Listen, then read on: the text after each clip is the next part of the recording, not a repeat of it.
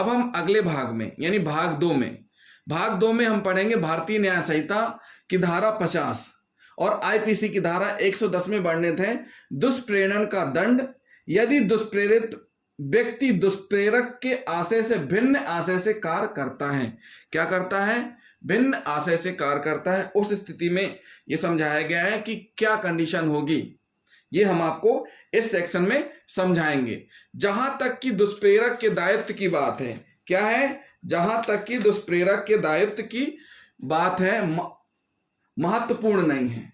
अब देखिए यहां फिर से समझिए, जहां तक दुष्प्रेरक के दायित्व की बात है वह महत्वपूर्ण नहीं है, किंतु इसमें दुष्प्रेरित कार्य कारित किया गया होना चाहिए। क्या होना चाहिए? दुष्प्रेरित कार्य किया गया होना चाहिए। यह धारा पहले वाली धारा 49 का संपूर्ण करती है। क्या करती है? 49 का संपूर्ण करती है। दुष्प्रेरित व्यक्ति का दायित्व इस धारा से प्रभावित नहीं होता है। इस धारा को धारा 46 के स्पष्टीकरण 3 के साथ पढ़ा जाना चाहिए ताकि यह स्पष्ट हो जाए कि इस धारा के अंतर्गत दुष्प्रेरित व्यक्ति का दायित्व प्रभावित नहीं होता है। तो हम इसमें एक बार फिर से स्पष्टीकरण 3 धारा 46 भारतीय न्याय संहिता 2023 की धारा 46 में हम पढ़ने जा रहे हैं। क्या कह रहे हैं कि का दूषित आशय से एक शिशु या पागल को वह कार्य करने के लिए दुष्प्रेरित करता है। का दूषित आशय से एक शिशु या पागल को वह कार्य करने के लिए दुष्प्रेरित करता है जो अपराध होगा यदि वह ऐसे व्यक्ति द्वारा किया जाए जो कोई अपराध करने के लिए विधि अनुसार समर्थ है और वही आशय रखता है जो कि का है। यहां चाहे वह कार्य किया जाए या ना किया जाए, का अपराध के दुष्प्रेरण का दोषी होगा। मतलब सीधी सी बात है, का दूषित आशय से एक शिशु पागल को दुष्प्रेरित कार्य करने के लिए दुष्प्रेरणा देता है, लेकिन पागल और शिशु जिनकी उम्र 7 वर्ष या 12 वर्ष से कम है, परिपक्व हैं, इस स्थिति में उन्हें विधि द्वारा अपवाद अनुसार छूट प्राप्त है, उनके द्वारा अपराध करवाने के लिए दुष्प्रेरित किया जाता है।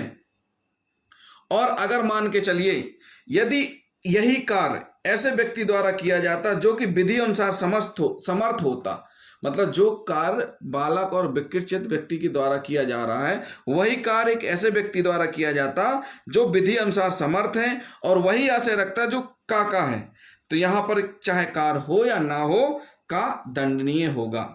एक उदाहरण और हम समझाते हैं।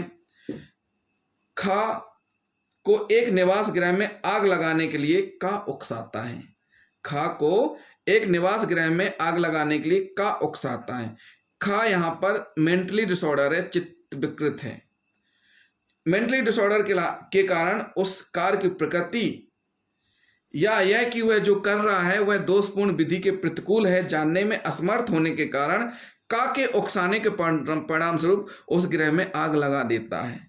खा ने कोई अपराध नहीं किया, किंतु का एक निवास गृह में आग लगाने के अपराध के दुष्प्रेरण का दोषी है और उस अपराध के लिए उपबंधित दंड से दंडनीय है। मतलब खा ने क्या किया?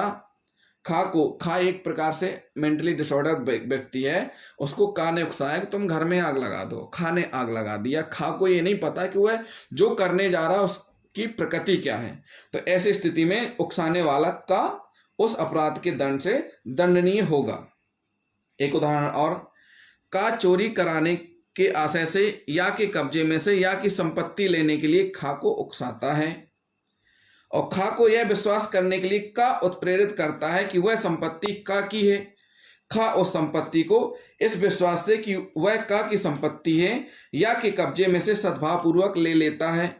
खा इस भ्रम के अधीन कार्य करते हुए उसे बेईमानी से नहीं लेता और इसलिए चोरी नहीं करता, किंतु का चोरी के लिए दुष्प्रेरण का दोषी है। एक उदाहरण और समझाते हैं। या की हत्या करने के आशय से खा को जो 7 वर्ष से कम आयु का शिशु है वह कार्य करने के लिए का उकसाता है। का उकसाता है किसको? खा को, जिसकी उम्र 7 वर्ष से कम है, जिससे या की मृत्यु कारित हो जाती है। खा दुष्प्रेरण के परिणाम स्वरूप वह कार्य का की अनुपस्थिति में करता है और उससे या की मृत्यु कारित करता है। यहाँ पर खा वह अपराध करने के लिए विधि अनुसार समर्थ नहीं था, तद्यपि का उसी प्रकार से दंडनीय है मानो वह अपराध करने के लिए विधि अनुसार समर्थ हो, उसने हत्या की है। तो साथियों ये क्या हो गए, दुष्प्रेरण का दंड। यदि दुष्प्रेरित व्यक्ति दुष्प्रेरक के आशय से भिन्न आशय से कार्य करता है, उसमें जो स्पष्टीकरण 3 इसमें लागू होगा।